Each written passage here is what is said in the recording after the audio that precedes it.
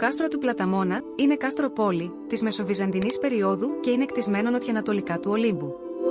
Ο πύργος του, που δεσπόζει πάνω στην Εθνική Οδό, είναι ο πιο εντυπωσιακός ακρόπυργος που υπάρχει σε ελληνικό κάστρο.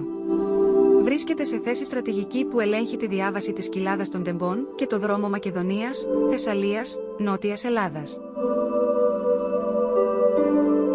Το κάστρο είναι χτισμένο στη θέση της αρχαίας Ηράκλειας. Το τοπονύμιο Πλαταμόνας αναφέρεται για πρώτη φορά το 1198 σε Χρυσόβουλο του Βυζαντινού αυτοκράτορα Αλεξίου I Κομνηνού. Πιθανότατα, υπήρχε ένα βυζαντινό κάστρο σε εκείνο το σημείο ήδη από τον 10ο αιώνα. Μετά την τέταρτη σταυροφορία και την άλωση της Κωνσταντινούπολης το 1204, ο Πλαταμόνας περιήλθε στη δικαιοδοσία του Βονιφάτιου Μομφερατικού, ηγεμόνα της Θεσσαλονίκης, που το παραχώρησε στο Λομβαρδό υπότηρο Λάνδο Πίσκια, ο οποίος είναι αυτός που έχτισε το κάστρο στη θέση των αρχαίων ερειπίων. Το κάστρο έμεινε φράγκικο για πολύ λίγο. Καταλήφθηκε το 1218 από τον δεσπότη της Υπήρου Θεόδωρο Άγγελο και μετά τη μάχη της Πελαγωνίας το 1259 από τον αυτοκράτορα Μιχαήλ VIII Παλαιολόγο. Γύρω στο 1385 έπεσε στα χέρια των Τούρκων, οι οποίοι το διατήρησαν σε καλή κατάσταση, δεδομένου ότι χρησιμεύε ως βάση των επιχειρήσεων τους εναντίον των ανταρτών του γειτονικού Ολύμπου.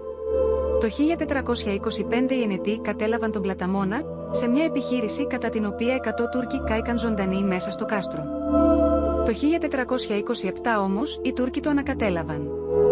Στα τέλη του 18ου αιώνα ο Πλαταμόνας ήταν αρματολίκη, με επικεφαλής τον Τσακνάκη, ενώ διοικητής διετέλεσε και ο ήρωας του 21, Γεωργάκης Ολύμπιος. Το 1770 καταλήφθηκε για ένα μικρό χρονικό διάστημα από τους Έλληνες, όπως επίσης και το 1825 και 1878. Βομβαρδίστηκε από τον πλοίαρχο Σαχτούρη το 1897 και από τότε εγκαταλείφθηκε από τους Τούρκους. Στις 15 και 16 Αυγούστου του 1941 στην περιοχή του Πλαταμόνα συγκρούστηκε ένα νεοζηλανδικό τάγμα με γερμανικά τμήματα και η μάχη έληξε με την υποχώρηση των Νεοζηλανδών και αφού προηγουμένως οι Γερμανοί βομβάρδισαν το κάστρο. Στο κάστρο του Πλαταμόνα συναντάμε τα τρία βασικά χαρακτηριστικά των μεσαιωνικών φρουρίων, τον πρώτο περίβολο, τον δεύτερο περίβολο που αποτελεί και την Ακρόπολη και τον κεντρικό πύργο. Το ύψος των τοιχών φτάνει δεξιά από την είσοδο τα 9,5 μέτρα και αριστερά τα 7,5 μέτρα, ενώ το πάχος κυμαίνεται μεταξύ 1,2 και 2 μέτρα.